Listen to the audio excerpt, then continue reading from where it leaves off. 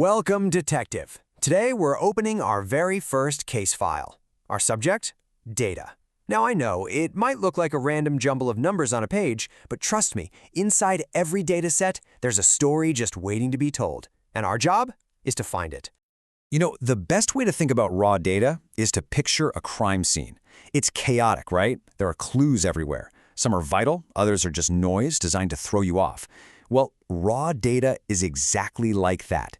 It's this messy collection of facts, figures, and potential leads. Our mission is to walk into that chaos, bring some order to it, and pull out the narrative that's buried underneath. Every single investigation really boils down to two core missions. First, there's data manipulation. This is all the prep work. It's like organizing your evidence board. You're sorting through the clues, tagging what's important, and basically cleaning up the scene so you can even see what you're dealing with. And only after you've done that can you move on to mission number 2, data analysis. Now, this is the fun part. This is when you start interrogating the clues, asking the tough questions, and finally, piecing that story together. Okay, let's just clear the air on something right away. That word, manipulation. It sounds a little shady, doesn't it? Like we're trying to fake the results or something? But in our world, it's a detective's absolute best friend. All it means is organizing the evidence. It's the grunt work, the essential job of cleaning up the crime scene. You simply can't solve a case if your clues are a total mess. So, the key takeaway here is, manipulation isn't about changing the truth, it's about making the truth visible.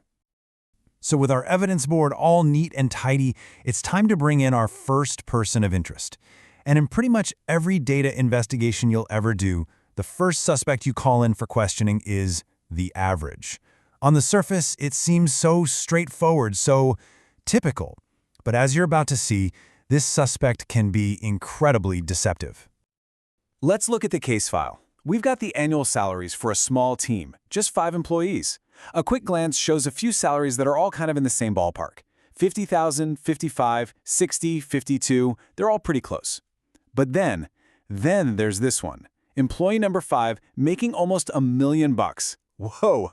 Okay, let's see what our main suspect, the average, has to say about this little group.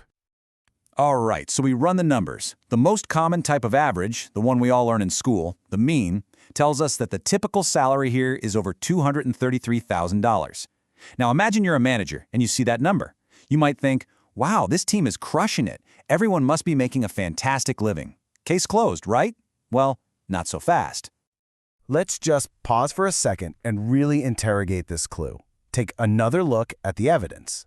4 out of the 5 people on this team make $60,000 or less. So does $233,000 really feel like a typical salary for this group? No way! Of course not. That number just feels wrong.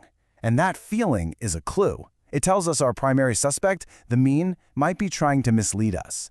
So what's really going on?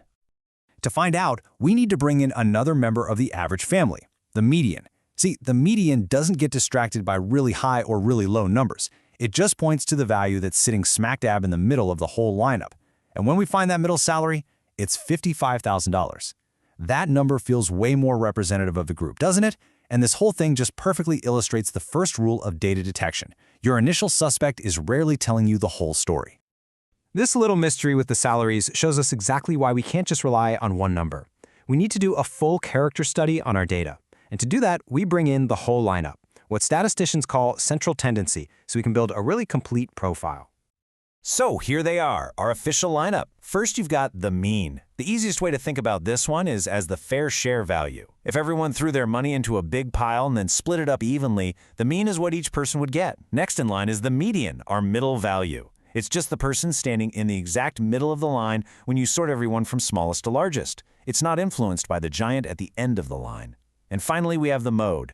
This is the most frequent value. It's simply the number that shows up the most often. Each one gives us a totally different angle on what typical really means.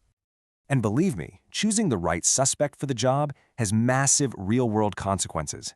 Governments use the mean life expectancy to design huge healthcare policies. But when it comes to financial grants, they use the median household income because that actually represents the true middle-class family, not some number that's been skewed by a couple of billionaires. And insurance companies, they're all about the mode, the most frequent age of drivers involved in accidents. That's how they set their rates. Picking the right measure is absolutely critical. Now, what's really cool is that these three suspects don't just work in isolation.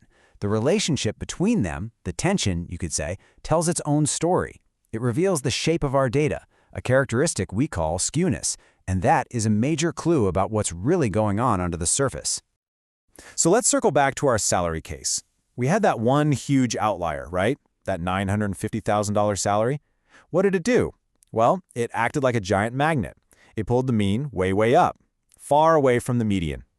This is a classic case of what we call a right-skewed distribution. That outlier is a huge clue. Whenever you see the mean getting dragged far away from the median, you know for a fact that an extreme value is pulling the strings. And that's a vital part of our profile. So we've figured out how to find what's typical, but our character study is far from complete.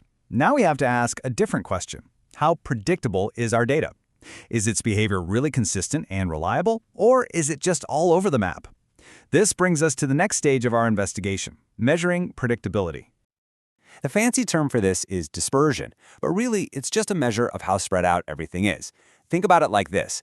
Does our character always show up for work at 9 a.m. on the dot, or do they just wander in sometime between 8 and noon? Dispersion tells us how tightly packed or how widely scattered our clues are around that central value we found. It's really just a measure of consistency.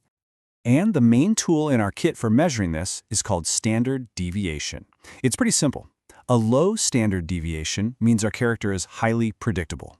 All the clues are clustered tightly together around the average. That's a reliable data set. A high standard deviation, though, that means our character is unpredictable. The clues are scattered all over the place. That's volatile data, and you've got to be much more careful about the conclusions you draw from it. Okay, Detective, we've organized our evidence board, we've interrogated our main suspects, and we've started to build a solid character profile of our data. Before we officially close this first case file, let's quickly go over the crucial takeaways from our investigation. Here are the 4 things you absolutely have to remember. First, manipulation isn't a dirty word. It's just organizing the evidence so the story can come out. Second, the mean can be a very deceptive suspect, especially when there are powerful outliers on the scene. Third, if your data looks skewed, call in the median to find the real middle of the story. And finally, always check the dispersion. It tells you exactly how predictable and reliable your data's character really is. So we've done a great job profiling our variables as individuals. We get their tendencies, we get their predictability. But, you know, the biggest mysteries, they're rarely solved by looking at just one suspect in isolation. The real question, the one that leads to the big breakthroughs, is this. Are they working together? Is there a relationship between them? Now that's where the plot thickens, and it's exactly what we're going to investigate in our next case file.